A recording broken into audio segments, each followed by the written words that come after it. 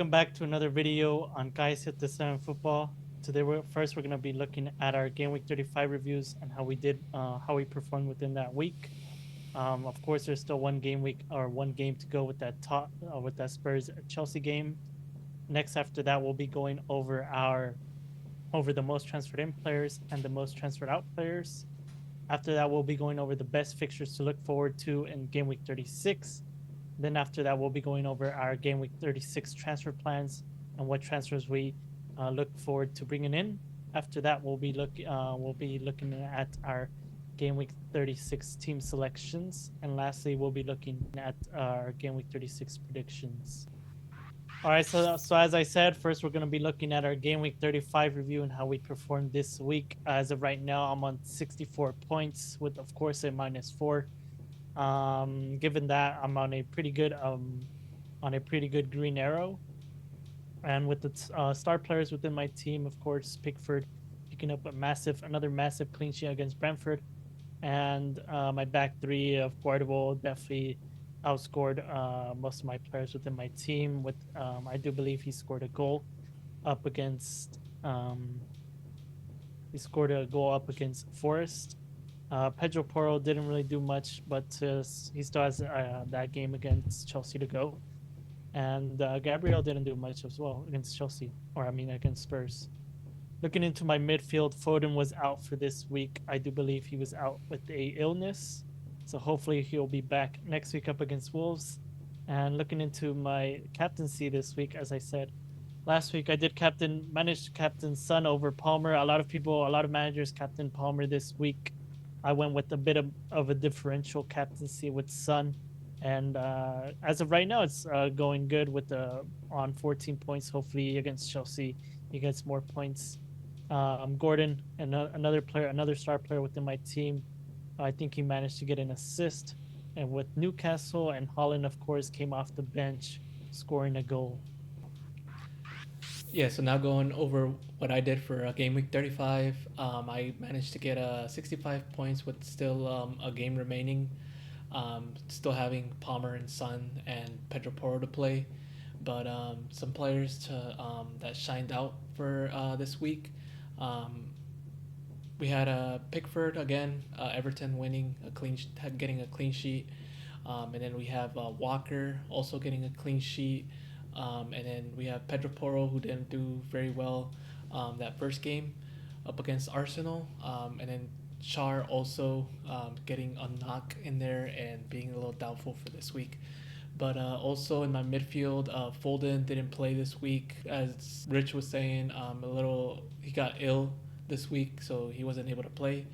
But luckily, Havertz did do well coming out of the bench, doing 13 points for him. Bruno Fernandes and Palmer and Son not doing very well. With my captaincy on Palmer, still having a game remaining. Hopefully he'll be able to do better against that Tottenham team. But up top having Hoyland, not very good. Isak, he did do very well. I believe scoring 2 goals in that Chelsea win, that Newcastle win against Sheffield United, and yeah, that's how I did this week. Now going over the most transferred in players for FPL this week. First on our list we have Kevin De Bruyne with Manchester City. He is a little bit on the more expensive side, but considering that he's been playing all of his games as of late, is considered to be playing all of his games coming up as well. So I really do think that he is a good player. Considering, most teams in FPL has transferred Salah out of their team. Probably a good transfer to bring in I believe he has a double game week in Game Week 37. So definitely a player to keep in mind. And then another player that we have on our list is Ben White from Arsenal. Considering last game he didn't really do very much, not scoring very big, but besides that game he has been a real attacking defender, getting some goals, scoring big in FPL. And I think this week he'll do the same, going up against I believe Bournemouth, Bournemouth team where their defense isn't very well, not the best. So I do see him like being a crucial player in that game and hopefully scoring big. And also another player to note here is Holland, who as of last game came in and scored. So hopefully, I believe this game he should be starting, getting a couple more minutes, and hopefully picking up that form and getting on to scoring big in FPL again.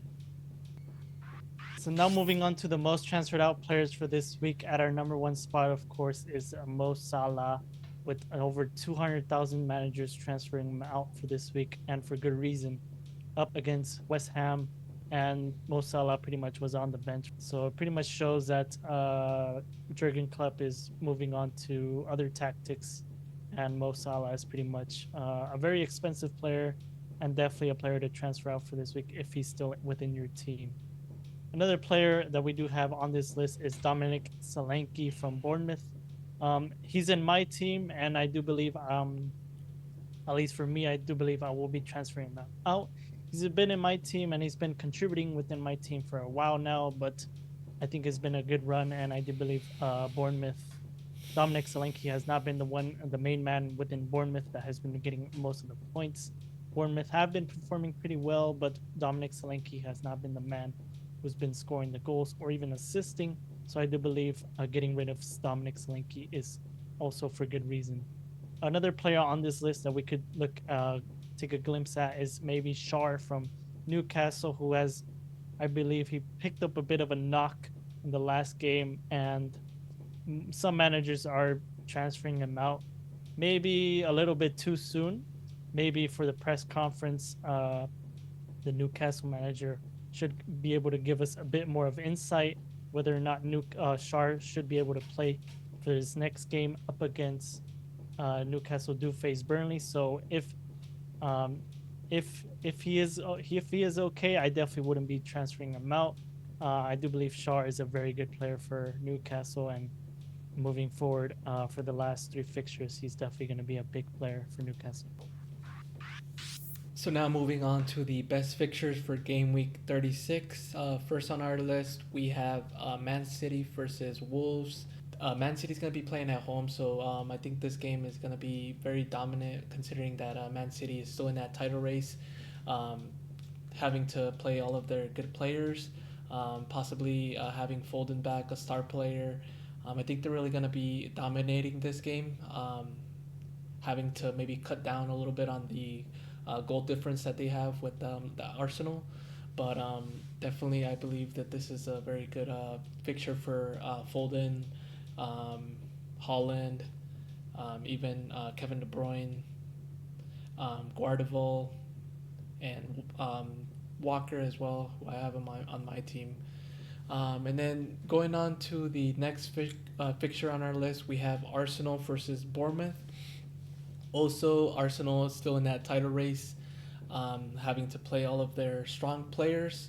And some players to really point out for this game is we have Kai Havertz, who's on my team, Saka, who scored last game, um, and also Ben White, who's I believe is going to be a really good game for him this week because of that Bournemouth defense, who isn't that well.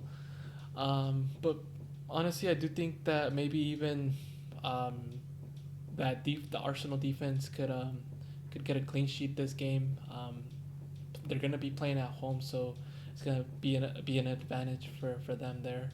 Now moving on to our third fixture or our third game for this week, which is Newcastle versus Burnley. Of course, a lot of Newcastle players have been transferred in this week, and for good reason. The main man being Isaac and Gordon, both players which have been performing well in their last fixture up against Sheffield, scoring over 10 points, I do believe, and even a Shar if you have him in your team. So definitely a good game for Newcastle. It does come down to why it's third on our list is mainly because it is at Burnley at home, and we have seen in the past that Newcastle do perform a bit worse when they're away, whereas when they're at home. And now looking on to the next game that we do have on this list is Chelsea versus West Ham. Another, I would say, a good fixture for Chelsea since they are at home for this fixture up against a West Ham who is not in the best sort of form. Even though they did tie against Liverpool, I do believe Chelsea at home is a good fixture for at least a Cole Palmer if you have on your team, and definitely a shout for a captaincy, a differential captaincy if you want to go for it. Now moving on to our last spot on our list is Man United versus Crystal Palace. Given that both of us do have a bit of United players with Paisete, I do believe having Hoyland and Bruno Fernandes, and I do have Garnacho in my team. I still also have Mateta and Mitchell within my team as well. So yeah, given that I do have a bit of Crystal Palace players on my side, I will be playing Mateta within my side, given I'll see given the options that I do have on my bench. But overall, these are the top five fixtures that we have picked. Now moving on to my game week 36 transfer plan for me. I've spoken about Solanke a lot within this video, and I'm definitely moving forward with him, at least getting rid of him within my team. Moving on from Solanke to Alexander Isak. Newcastle do have a bunch of good fixtures moving forward for the remaining of the season, and I definitely want to have Isak within my team. Moving on to my game week 36 team selection, given that I have done Dominic Solanke to Isak, Pickford in goal with a back three of Virgil, Guardiola, and Gabriel. Virgil over Pedro Porro, given the fact that mainly Pedro Porro is in a bit of a disadvantage over Virgil, given that Virgil or Liverpool are at home for this fixture. With my midfield five lining up as Foden, Son, Palmer, Garnacho, and Gordon, with my vice captaincy being on Foden. Maybe a bit of a differential in terms of captaincy if I would have gone for Foden, but given that his illness, I don't really know if Pep is going to play him or not, or how many minutes Foden is going to get within this Wolves against Wolves. So my captaincy right now lies on Holland, and my front two is of course Isaac and Holland, and my bench is Pedro Porro, Mitchell, and Mateta. Going on to my game week 36 transfer plan. Honestly, I probably won't be doing anything. I'm gonna be rolling my transfer for this week. I was thinking about possibly taking out like a Hoyland or a more than likely like a Hoyland, but I think I'm gonna hold them for one more week. Next week I'm gonna have two transfers by rolling this transfer, and probably definitely be transferring out Hoyland, and getting more of a double game week player, game week 37. I'm not exactly sure yet. Even like a Bruno Fernandez, probably for next week, also transferring him out, taking advantage of those double game week players. But yeah, that's what I'm gonna be doing for this game week. And with that, I'm gonna be lining up this week with a 3-5-2, having one having point 0.7 million in the bank, and my starting goalkeeper for this week, I have Flecken over Pickford, but I might change that last minute. So um, yeah, and then my defense is gonna be Walker, Ben White, and Shar. Two of these players are gonna be playing at home, um, fighting for that title. And Shar with the little knock, possibly Reglon coming in for him. So my midfield is consistent of Phil Foden, Kai Havertz, Cole Palmer, Heung-min Son, and Bruno Fernandes. And with my captaincy being on Kai Havertz, who last game he did score big, got 2 goals and an assist. So he's really been pushing this Arsenal team uh, forward and really keeping them in the title race. I do believe, hoping that he'll score big again this game week. Um, and with my vice captaincy on Phil Foden, and my strikers up top with Isaac and Watkins. Isaac also having another great fixture this week. He is going to be playing away, but who Isaac has been playing good as of late.